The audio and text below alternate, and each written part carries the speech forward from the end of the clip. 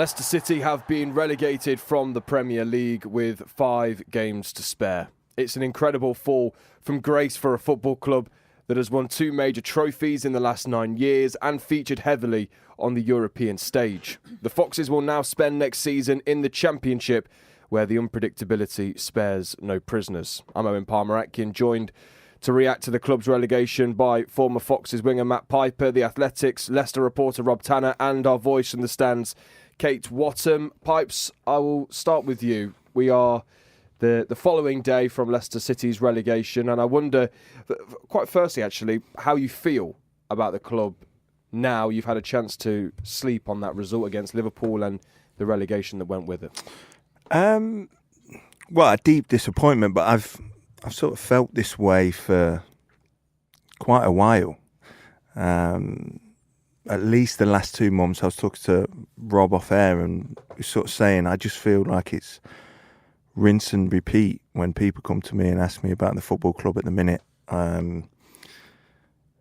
It's been such a disappointing season. There's been only very few highs throughout the season and good performances. The rest has been, nowhere near the level of Premier League football or to a level that will keep a club in the Premier League. And I think that's, I'm not just pointing at the players when I say that. I'm pointing at the board, I'm pointing at the manager, both managers that we've had this season.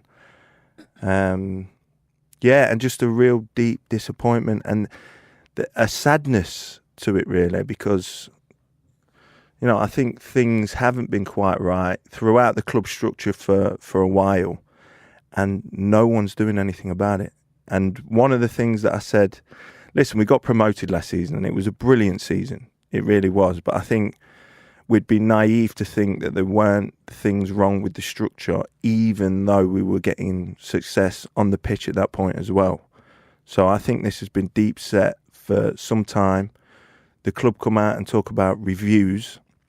We're going to review it and we're going to make changes, and nothing changes except the manager or a certain amount of players. And if that recruitment is not to a certain level, you're going to struggle again. And I think that's the cycle that we've been in for some time now. I think, there's wholesale changes that are needed at the club, not just on the pitch, but off the pitch as well. And the first place we get to that point, for me, I said it yesterday, is the owner really asking himself the question, is this what he wants in his life, to continue being the leader of Leicester City Football Club? That's the first question for me that needs answering, and answering honestly. And if he does, then that ruthless nature of decision making and structure change needs to happen for the the future success of this football club. It's difficult to answer that question for someone else, but when you look at the way, I suppose, in which the football club has structured itself over the last probably 4 or 5 years, really, has been this continued decline, steadily at first, but then really dropping off a cliff after the 2023 relegation. Do you think that Kuntop does want it? Me personally, no, but obviously, as you say, I can't answer for him, and it would be a huge decision in a relatively young man's life. And I don't want to talk with no disrespect when I talk like this, because generally I would never talk about someone else's life. It's up to them and what they want to do. But at the end of the day, this is my football club, been my football club my whole life. I've played for it, I've been around it, I want the best for it. And that's the only reason why I talk like this. And I think that would be a really important question to answer really honestly, and not out in the public even, to himself, because it's a huge football club. It's been a fixture in all my life. So that's why I will talk on these things, even though it feels uncomfortable for me to talk on these things. But yeah, that's the first point of call, I think, that's needed. We will talk reviews in a couple of moments' time, Rob Tanner, but I just wonder how you look back on yesterday. Well, I thought it was a better performance, more determined, bit more resilience about them, a bit like the end of the Brighton game as well. But ultimately, the same outcome. I mean, that's 9 games at home without even a goal. 9 defeats on the bounce. I mean, we're on course. I mean, this is the sad thing for Leicester fans suffering at the moment. This season's not over. It's 5 more games. They're on course to have the worst season ever. So, in their club's history. So, you're just hoping there's a little bit of hope in the last few games. There's certainly some games that you would have think give them a chance to put some points on the board and paint a slightly better picture. But still, ultimately, the outcome is they're facing an uncertain future. I would say in the Championship, it feels very different to 2 years ago. I mean, we were all scratching our heads wondering why on earth that team got relegated. This time, we've seen it coming for months. So it's all been very depressing for a lot of supporters, and you can see by the empty seats in the stadium, even for the visit of Liverpool, there was certainly empty seats. I know people that are season ticket holders that didn't go yesterday; they just can't face it. It's going to be interesting to see what the gates are like for those last few home games. But as Matt just said there about decisions need to be made now. Whether Top decides he doesn't want to carry on anymore, or he's got to find the heart. If he's going to carry on, he's got to find the heart to do so, the determination and the hunger to do so. I mean, when we talk about the decline of Leicester City, I would even go back as far as the loss of Vichai. I know they imported Brendan not long after that, and they had a great spell of success. But the spending they did in that period sort of got out of control and got them into the PSR mess they are now. And one thing that Ricardo was passionate about Leicester City and ruthless as well as a businessman. And Top needs to find that now, and they need to make a decision on Rude straight away as well. We can't be messing about. Whatever the financial costs, it has to be absorbed. And any players that want to go, get them off the books for free. If you have to, take a bath on them. Because this club now has to reset completely from top to bottom. You talked there about how a couple of years ago, everyone was looking around thinking, how has this Leicester City side that includes Yuri Tillemans, James Maddison, Jamie Vardy, Harvey Barnes, and a whole lot more talent been relegated from the Premier League after reaching 8th place, I think it was the season before, and then into the Europa Conference League semi-final as well. But that's the fundamental difference with this season, isn't it, Rob? That actually this group of players looks like a side that would be relegated from the Premier League, because the recruitment in the summer didn't feel good enough. It wasn't good enough clearly in January as well. They just don't have a squad capable of competing with 17th upwards. And absolutely, as they go into the championship now, you look at them and think, have they got a squad to compete in the Championship? I mean, recruitment is absolutely fundamental. I mean, we saw the 3 teams get relegated that were promoted the season before. So there's your warning sign. All the others are getting stronger. They can spend 100 million on their transfer budget. So if you are then operating with a smaller budget in terms of what you can spend on players, you can't afford to make any mistakes. Okay, if you make one that doesn't impact the first 11, okay, you might get away with it. But only one has made an impact of all the signings they made, and that's Bilal El Khanous. The rest have been in and out. They've not really strengthened that starting 11. And I mean, that is the fundamental problem. And the decisions on managers. It's the recruitment of managers and players that is at the heart of this season story. But the reasons for Leicester's decline go much, much deeper than that. Okay, I'll forward that question asked by Rob there, whether this is a side that is good enough to compete in the Championship. And on the face of it, you'd probably look at some of those players, if it is this exactly same squad, and think, yes, this is a side that probably could do it, but there will be a number of those players, a number of the top players that will be leaving in the summer because they want to play at the top level of English football. Yeah, I think so. I think the squad going down to the Championship, there'll be hopefully some recruitment in the summer. I think people will want to leave, and there just needs to be an adjustment in mindset to kind of acclimatise to the Championship. I think a few players in the squad, I know Pipes has mentioned it before, perhaps think they're too good to play in the Championship. I would disagree. I think they are at Championship level at most, and there just needs to be a whole mindset change to make sure that we can give the best efforts in the Championship against a completely different type of football.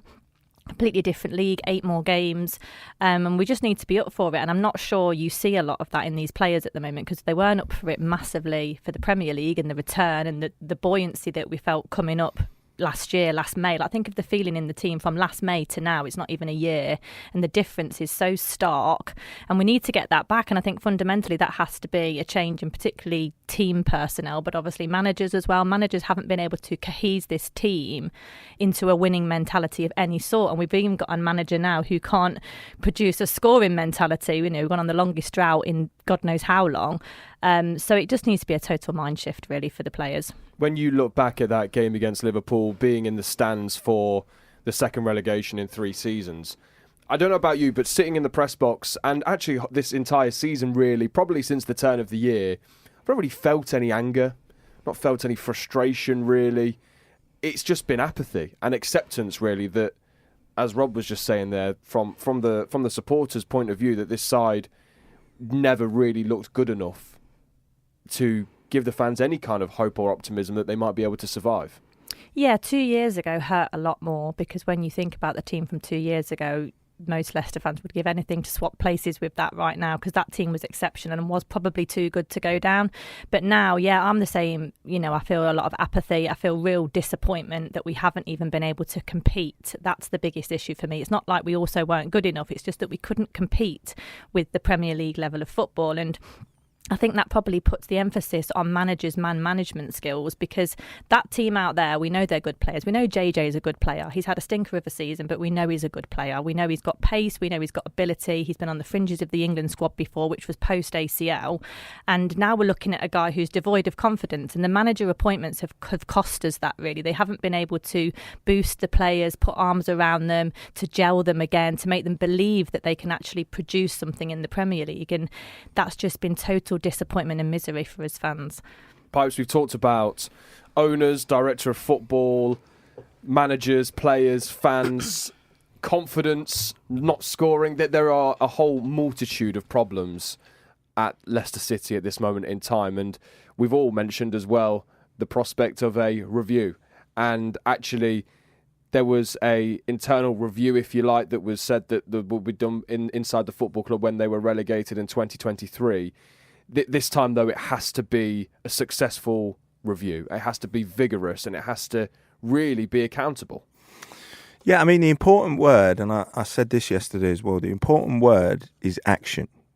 So you can do as many reviews as you want, but if you don't take action, that's when it causes the problems. And for me, they did a review around the time, I remember, over that close season, of when Brendan started talking a little bit wild as a manager, and he was sort of, he was asking for things that weren't there. And, the stories have come out recently that Brendan knew that there wasn't really a budget there, but he went out into the media and said, when you've got a manager acting like that and you have a review of his actions and what he's done and the mess that he's created, if you've already told him, and you don't take action on that and you leave him in post, and the very next season you're relegated.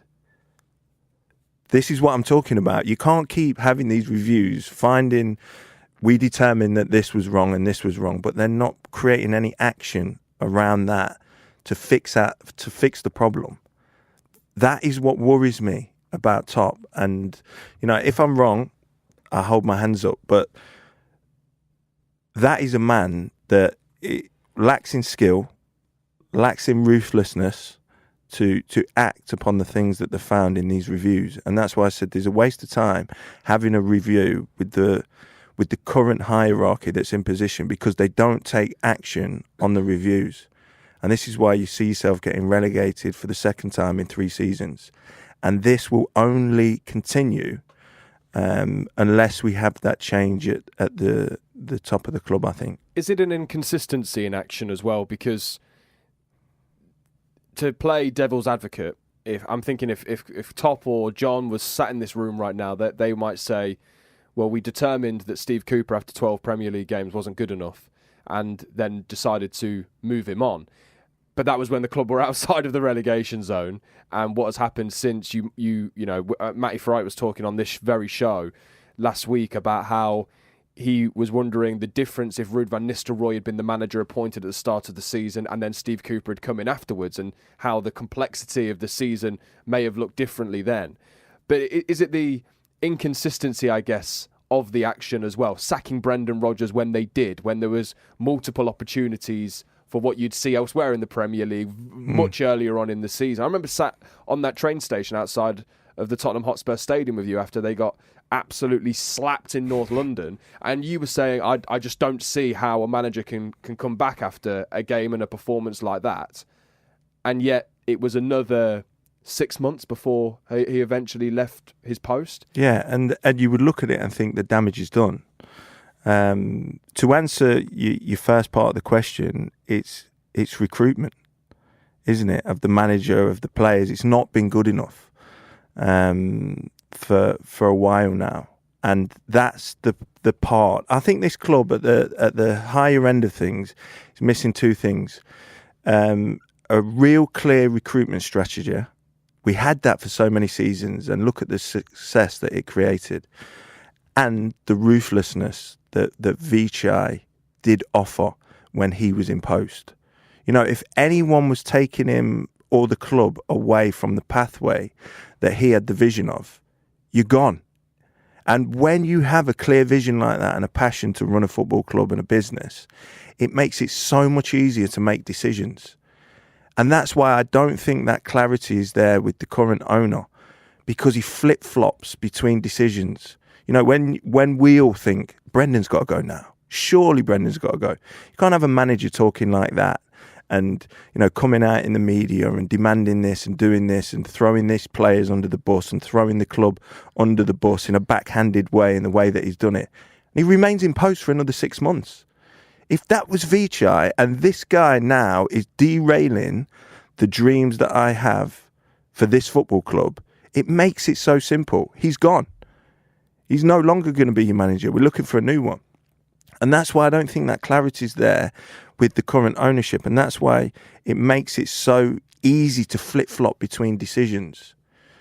And that ruthlessness is not there. And that's why, for me, he has to answer the first question before we can move forward. If you were in his shoes, what are the actions from a potential review that you think you might have to take at this stage?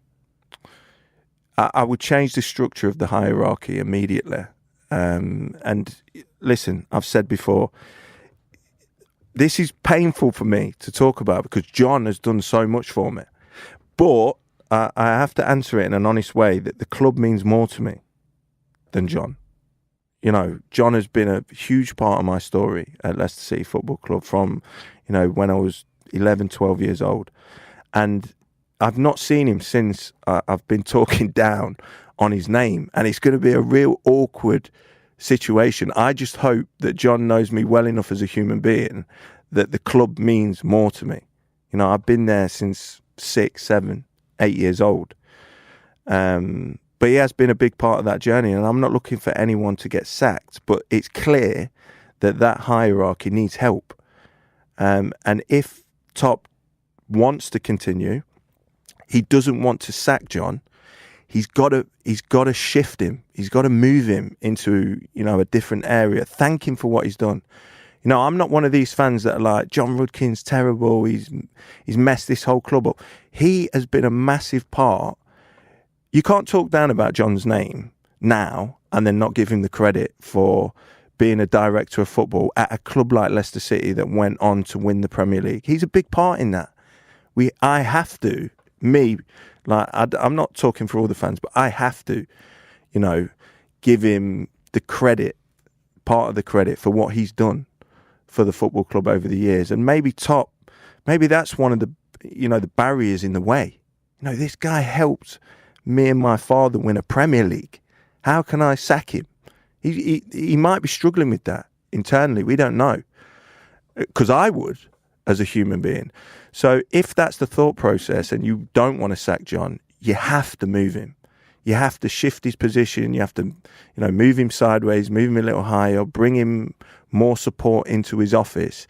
He's been doing that sort of director of football role on his own singularly for so long. We had success with that model for a period of time, and now we haven't. And it's been flip-flopping around for too long now. You know, yes, we did have success last season, but we've gone straight back down. The recruitment for managers and players has been all over the place for too long. It's not been good enough. You know, we haven't been signing the right kind of managers, players. We've been getting it wrong. It's clear that that whole football hierarchy department of the King Power is not right, and it hasn't been for some time. So he either needs more help, you've got to move him out, you've got to move him sideways, you've got to bring fresh ideas into the football club if you want to continue as chairman and you want to put us back on a pathway of success again in the future. So the director of football, and whether that is a role that is then bolstered by assistant director of footballs or whatever the correct terminology might be, further down, is that the fundamental issue that needs action taking on, that will have almost a domino effect, do you think, to the manager, to then the recruitment of players, to then how the players are playing, and then the success on the pitch? Yeah, well, recruitment's been like I just said, recruitment's been all over the place. I think we can all agree on that. We're hitting 1 out of every sort of 6 that we sign that gets in the first team and stays in the first team, in the first 11, and impacts it. As Rob said, the one that's done it out of this group of glut of players that we've bought this time is El Canouse. That's it. The rest, you're thinking, who's signed these guys? Like, who's head of recruitment? Who's like alongside John? Who's making these decisions? Is it just John? Do you understand what I mean? We have no clarity over that, really. I mean, Rob might know more, but I just think that's where I think I've thought about it logically, and you can tell that I've thought about it a lot. That logically for me, to move forward, does the owner want to keep the club? Has he got a passion for this, or has he more of a passion for, you know, his horses, or, you know, actually running the King Power back out in Thailand? Now, these are questions that are really important to answer, because this is a lot of people's lives, livelihoods, staff, you know, fans. It's a big thing. He needs to answer that first. Once he's answered that, yes, I want to stay at this football club and I want to make it successful again, then he's got to look at the recruitment, because it's been stinking for a number of years. And that means that area of the football club needs fresh ideas and new people. And, you know, that might then mean John has to move on. Or is someone going to come in and work with John? What is Susan Whelan doing at this moment in time? We haven't heard from her. You know, it's a bit of a mess, and that's why I'm a little bit worried about moving forward if these questions aren't answered. Rob, we know that Martin Glover is the head of recruitment at Leicester City. His final say on transfers alongside John, we clearly don't know the specifics of, but what does a review look like for you based on what Pipes just said there? Well, first of all, just on decision making at the club, I mean, because the one thing that is really sorely lacking is a strategy and defined. It's been muddled thinking for quite some time. I mean, how you go from Maresca to Cooper because you can't get Potter, and it's all been all over the place. But in terms of decision making on recruitment, the final word is always the manager. Now, if you're bouncing from Maresca to Cooper and that, so you're not going to get clear defined recruitment strategy, because they've all got different opinions on how they want to play and what sort of players will fit that system. So you could spend, like Martin Glover and his recruitment team could spend months drawing up a list of potential targets for Enzo Maresca. Then you lose Enzo Maresca. You hang around for 3 weeks trying to find Potter and anybody else, then decide Cooper's your man. Suddenly Cooper comes in. He doesn't want some of those players. He doesn't want those ones. He's got a different way of going. So you've got to almost go back to scratch. I mean, there have been some hits. Mads Hermansen, Abdul Fattah, Canoes, there has been, but there's just not been enough. And I think a lot of that is because there hasn't been a clear strategy. This club now needs leadership. I mean, we talk about John and being a decision maker. I don't think he's as big a decision maker at the football club as people think. The big decisions like managerial changes, that's top. He makes those decisions.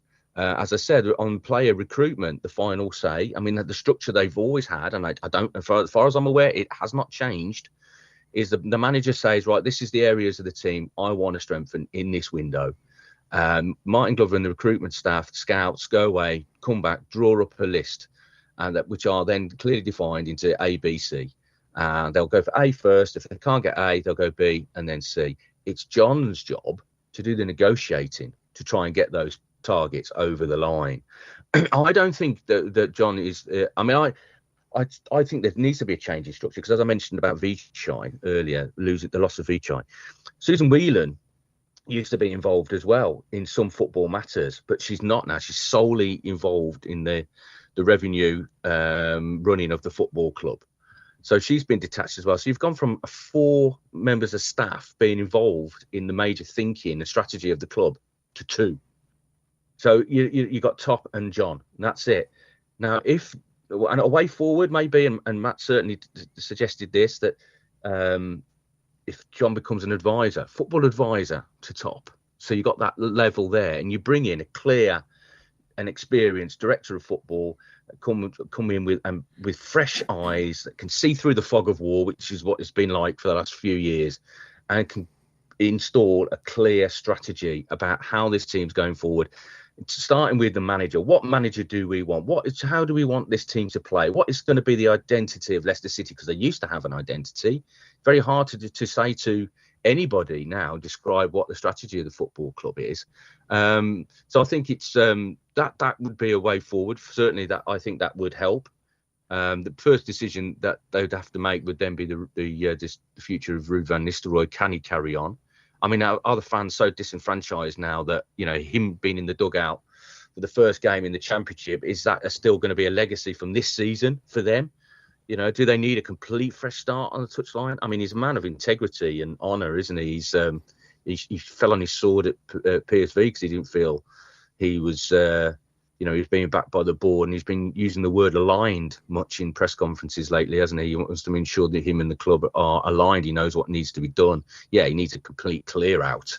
Whether he can get that because of the PSR situation, the finances, we'll see. But there needs to be a clear strategy from top to bottom about how the team moves forward, because they can't meander on anymore, hoping for the best. There's got to be a clear vision. Kate, what does a review look like for you? I think probably some more joined up thinking, like Rob alluded to there. So there seems to be quite a lot of tiers in the hierarchy, but I don't think the tiers necessarily talk to each other.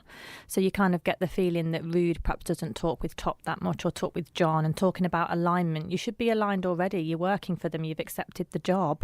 So there needs to be maybe a group discussion, a sit down in the summer to say, where do we want to go? What's the style of football we want? And have we got the people in charge and making the decisions that can facilitate that, basically? And I think the answer will be no. And then, like Matt said, that's when you take some action and decide which way you want to go, how you return to the Premier League, how you stop such horrendous losses on the books, and talk about how you can make the way forward. And it's not going to be an overnight thing. Susan has said that a couple of years ago after the back of the PSR. That was the last time she really spoke to us, that it's not going to be an overnight fix. And I think most fans are on board with that. But you do just want to see what methodology they're going to use and what pathway they're going to take us down to get back to where we were, really, because we've just gone so backwards in everything, and you just feel like the left hand's not talking to the right. That's the feeling that I get a little bit. And with every decision, there needs to be a risk and reward. That's recruitment.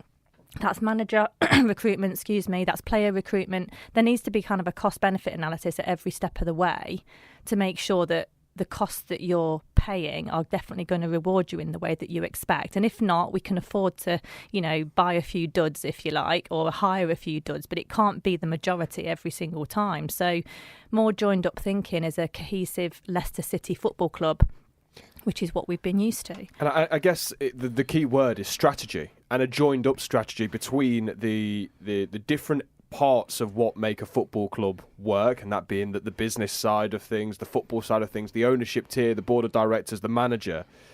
it all has to be joined up, and it doesn't feel like that at the moment. Yeah, it just feels like separate departments that you perhaps get in a big, large corporate somewhere where they're not really talking to each other. Well, I look after the money and you look after the players, but they're so interlinked. And with the penalties around PSR being so large now, and you really feel like the spotlight's on Leicester all the time in regards to that, you've got to talk to each other and form a plan together. These are smart business people and smart football people. I never want to disrespect that element of it at all, but sometimes in life and in your job you just need someone to say you need to do better, and I need you to be accountable for what you are doing in that football club. Go on, Pipes. No, I just wanted to, because this is sort of took it in, I've heard information now that sort of not has changed my thinking, but I just wanted to ask Rob. Pipes, are you going to deliver an exclusive? No. It's the last thing I could do, mate. Hold on. Matt Piper Hold the exclusive. back pages. No, it was just really interesting for me, because even though I'm forming opinions and talking about John and Top, and, you know, when Rob spoke there and he sort of gave me, because I didn't know this, sort of more clarity on the sort of the way that the club is set up in decision making. I wanted to ask Rob, and this is not to throw you under the bus, Rob, because we'll have a conversation about it.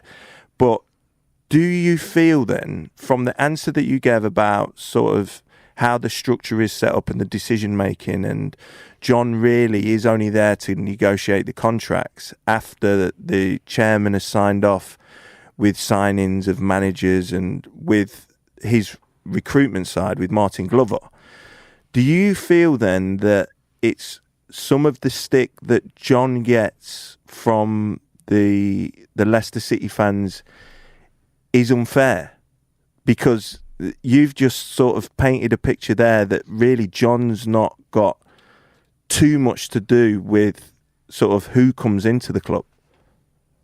I think the criticism should be there. There has to be accountability. I think he's been picked out as the one figure that is going to be accountable for all the mess at Leicester City. But I think it's a collective. I think there's more than one person involved in this scenario. You know, you've had the Brendan era. We talked about, you know, when the contracts got out of hand and, you know, some of the transfer spending increased without selling an asset, and they had success for a number of years, but it wasn't sustainable success. I think it's the decision making of the club as a whole, and a lot of that rests on Top. But certainly, John needs some accountability. I mean, I think the director of football, just focus on the football, nothing else at the club. Let the other people in their departments deal with other things, because from what I can gather, John can be involved in a lot of things around the football club and outside the football club. But there needs to be clear focus.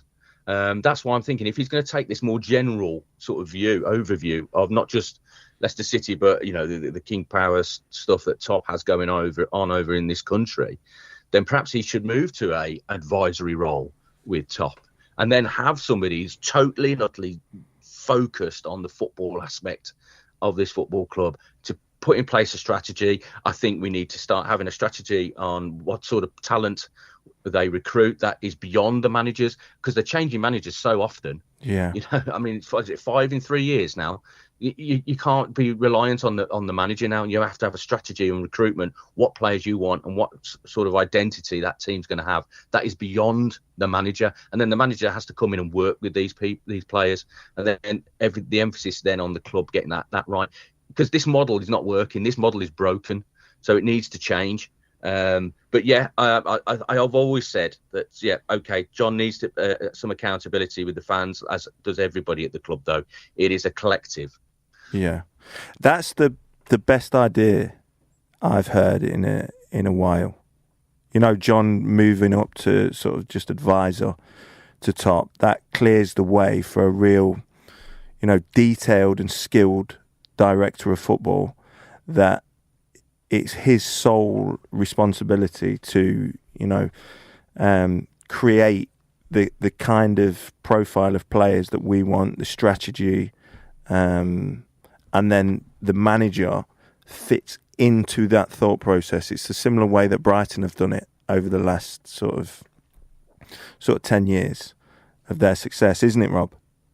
It is absolutely. I mean, but as I said, like each manager that's come in has had different views, and they're having the final say. I mean, Cooper certainly had a lot of final says. I mean, Glover brought him a few of those on a list, but he had a final say on most of those that he brought in. I mean, the Odsonne Edouard one was absolutely bizarre, but I think that was a panic one right at the end of the window, and they knew they needed another striker in because Tom Cannon wasn't going to cut the mustard, so to speak, as I think Cooper believed. So, you've got to take it out of the manager's hands to some extent. Obviously have them involved, but there should be a clear strategy about how you want that team to play.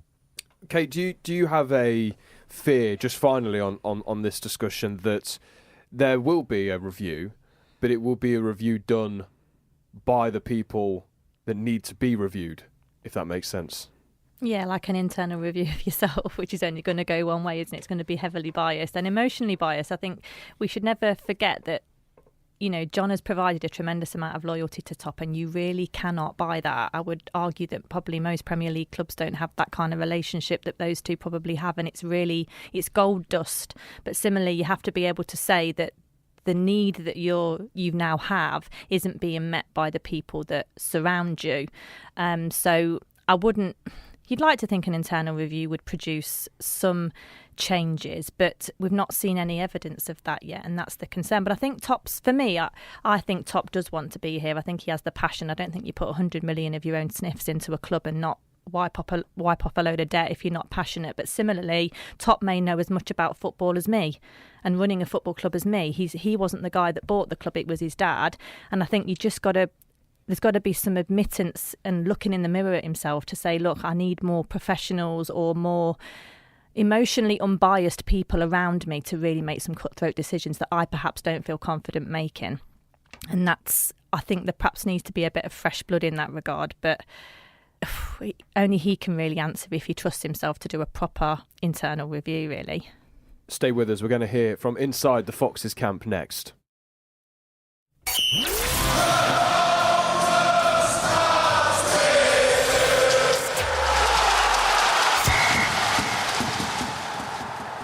Let's hear them from a member of the Foxes squad. Ricardo Pereira fronted it up post-match and gave us his reaction to the club's relegation from the Premier League. Tough again. Wasn't today that things went wrong. A long time before, I think we'd perform with the attitude we did today. Things would be different, in my opinion. And yeah, there's not a lot I can say now. It's just now focus on the present and trying to finish as best as we can. Why do you feel that the attitude that you showed today as a team and maybe even the game against Brighton last week, coming back from behind twice, hasn't been there in other parts of the season? That's my feeling. It's my opinion. I know it's super hard when you are in the spiral of losing games on games that we might get something and you don't get it by unluck in some chances or this or that. It's difficult, but I think some moments I felt that we should do more. Because the manager has spoken about the quality of coming up through the Championship and having to bridge that gap to what established Premier League clubs have, and then fans will watch that today and watch other performances this season, like the win over Spurs and performances earlier on in the season, and think, why hasn't this team done that more? And I wonder if, when you look at it as one of the more experienced players, why you think that might be. I don't know. If I knew, I would try to do something about it. I don't know. Of course, when you come back from the Championship, it's difficult to, you're going to have a long season, a difficult season. But yeah, I think it's easy to speak and not. It's easy to speak and hard to do. I just think when bad things happen, you need to look back and try to learn from it. I try to see what went wrong and trying to do better in the future for this thing not to happen again. And that's the way I think about football. What did the dressing room react like when you came back in after that game? It's a lot of mixed emotions. Like I said, it wasn't something that happened today. When you get relegated with 5 games to go, it's difficult and a lot of things went wrong. And of course, it's disappointed for the outcome, but at the same time, I think some satisfaction about the performance, and with a little bit of luck, you could get something from today's game. And just looking, I guess, a little at the future, because a lot of people will begin to look at the future for this football club, what it might mean in the Championship. Do changes need to happen, do you think? I'm not just talking about the changes, the easy changes that you would look at, like players or manager, but fundamentally as a football club, do things need to shift to make sure that this club gets back, do you think, to where it once was? I believe yes. I think when you go down, you need to look on what you did and try to see where things went wrong and try to do better in the future. And like I said, when you go down with 5 games to go, it's not one thing or 2 things, it's several, in my opinion. And just finally, 5 games left to play, I wonder what your message might be to supporters and fans of this football club for the remainder of the season. The way I see it, we'll try to do our part, because I believe and I feel when we play well and when we make the effort, the fans, they are in with us, and that's what we need to focus as players, like to do our best, focus on the present, the games we have ahead, to finish well, to have to try to have a better feeling with the one we have now, and win games that give some joy to the final games we have. Matt Piper, what did you make of what Ricardo said there? Well, first of all, I thought it was a brilliant interview. Good questions from yourself. And that's what I'm talking about when I talk about people pulling the shirt on and this club meaning something to them. You can tell from his answers. Not only was he articulate and clever and well balanced, but he feels it. You know, that's as close as you're going to get to. I thought that was much more open and honest than the Cody one. And Cody said some, things that I sort of slightly nodded my head at and thought, oh, he gets it as well. But that was even deeper from Ricardo. That's, a well-established pro, obviously a tremendous world-class footballer. I think at the top of his game, he's a world-class footballer. But also, that's what I'm talking about when I'm talking about when a guy pulls on the shirt, it means something to him, because you can't fake those answers, what he gave. He's not Denzel Washington. He's not coming on there faking that. It means something to him. And that's what we've not had enough of this season. He said it himself. Basically, that's as close as one of the players getting to when I was sitting in the stand, injured, watching them lot. I'm thinking, you ain't putting it in enough. That's basically him saying that. But he can't say that because they're his teammates. But that's as close as you're going to get to feeling, me certainly, feeling vindicated. Because the last thing I want to do is say players not trying. I used to be a player. It's the worst thing that can be said about you. It's the last thing I want to say about a player. But as I said earlier about the John situation, club means more to me.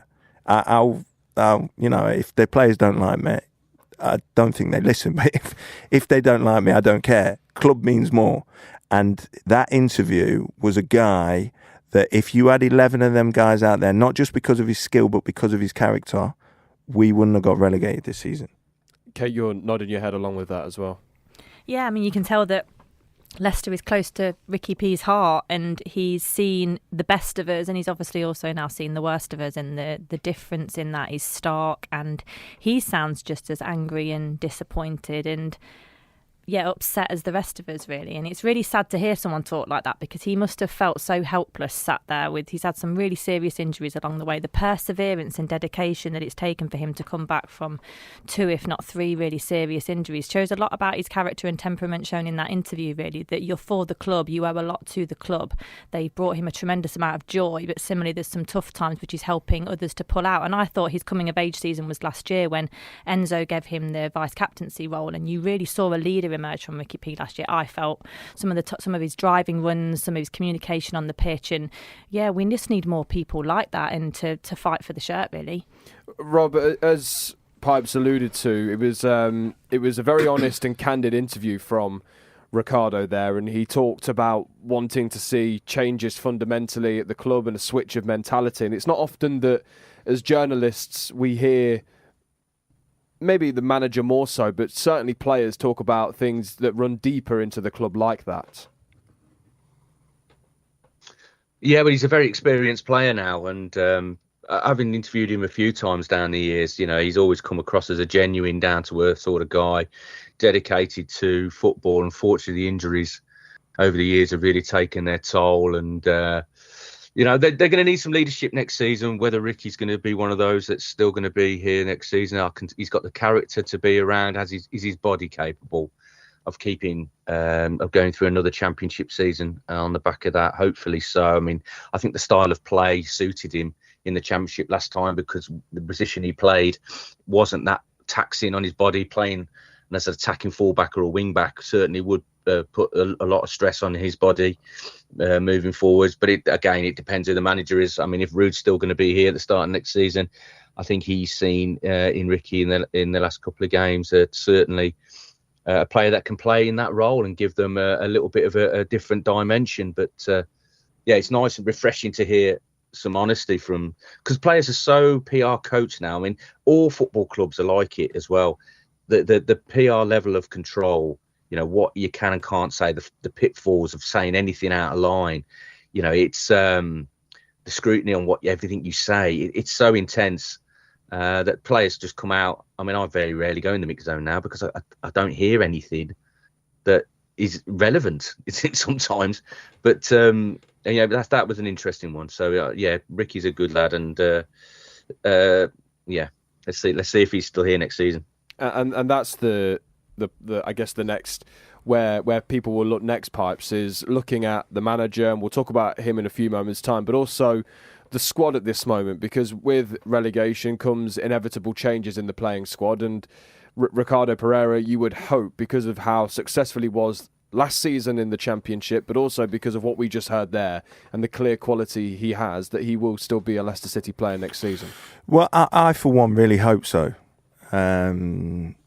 Because, and this is why it shows you in recruitment now, the character side of a player is just as important as the skill side.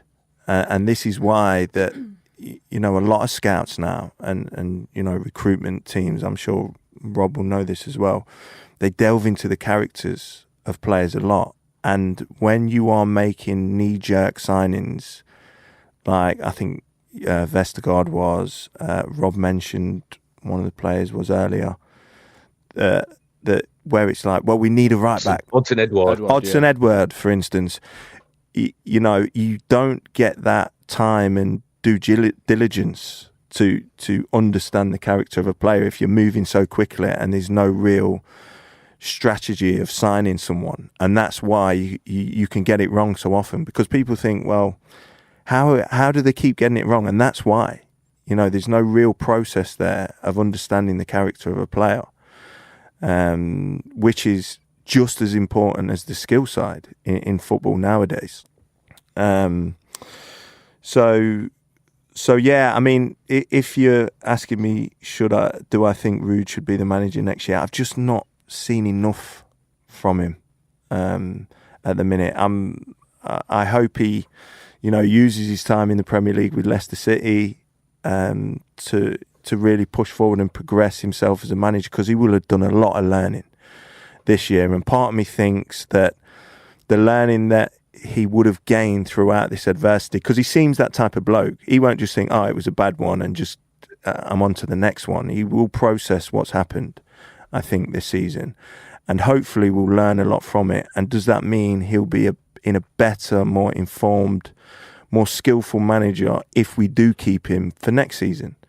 And, you know, you give him that time to grow, but I've just not seen enough from him, and he doesn't fill me with the confidence that he would be the guy next year to sort of take us back to the Premier League.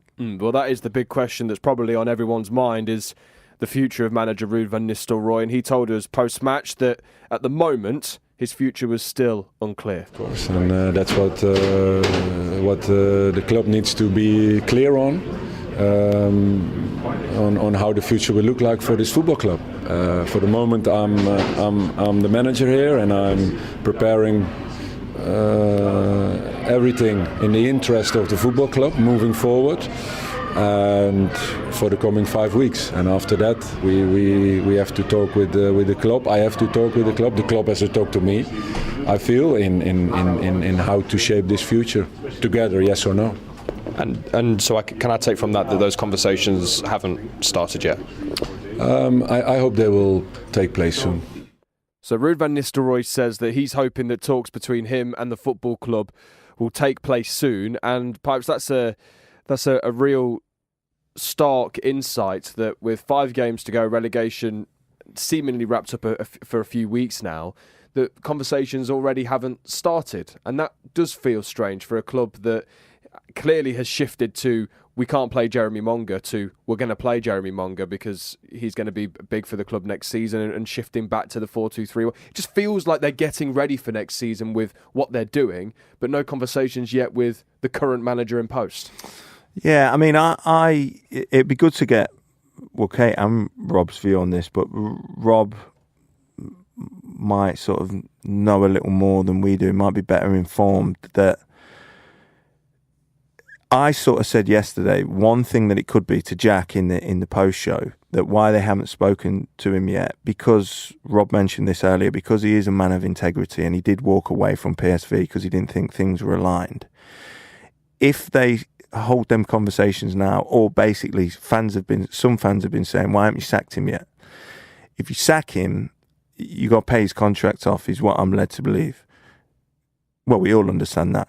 But if it gets to the end of the season and Ruud thinks this is not for me, it can be done on more of a mutual consent basis, and those payments won't need to be there and such forth. I thought that was an interesting way of looking at it, why talks might not have been held yet, but it'd be good to get Rob's view on that. Yeah, Rob, because it's been a big topic of the press conferences over the last few weeks. I wonder whether you get the sense that Ruud van Nistelrooy actually wants to be the Leicester City manager next season, because he hasn't really given much away.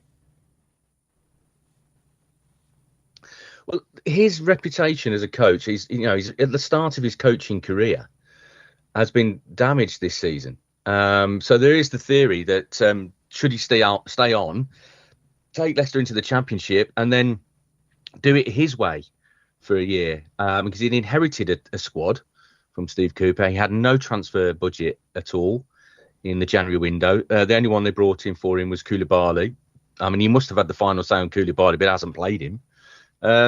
So he's got an opportunity, if he potentially could have an opportunity, to have a window where there's going to be a massive amount of change, and he could build his own team. Then he could be judged probably better on that. But I think fundamentally it's lack of communication all round. I mean, there's very little communication with the supporters. I mean, relegation was confirmed last night. I would expect the club would put out some sort of statement to the supporters today, but there's nothing forthcoming as we're speaking right now. I think communication in general doesn't seem right at the football club. I mean, surely they'd be having conversations about next season, because the one advantage about getting relegated 5 games before the end of the season is you get a head start on your rivals next season in the Championship, because you can start planning now. You know where you're going to be next season. A lot of the teams in the Championship don't know whether, some of them at the top, whether they're going to be in the Premier League or in the playoffs, or they can't. It's still in the midst of battle, and Leicester can now start thinking about next season and planning. That's why, I mean, action should have been, these sort of talks should have been taking place weeks ago about what's going to happen next season, because we all knew this was coming. But now they have the only plus about getting relegated this early in the season is you've got more time to use it. Okay, as a fan, I wonder, firstly, your thoughts on Ruud van Nistelrooy, and whether, based on what you've seen, you would want him to continue as Leicester City manager.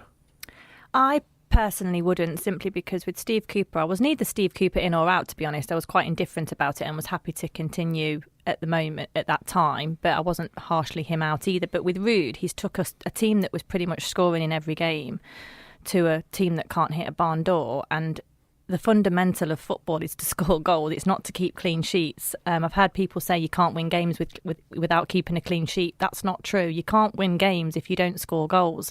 So for me, that's the fundamental of football, and he's taken that away from us and broken some horrific records along the way.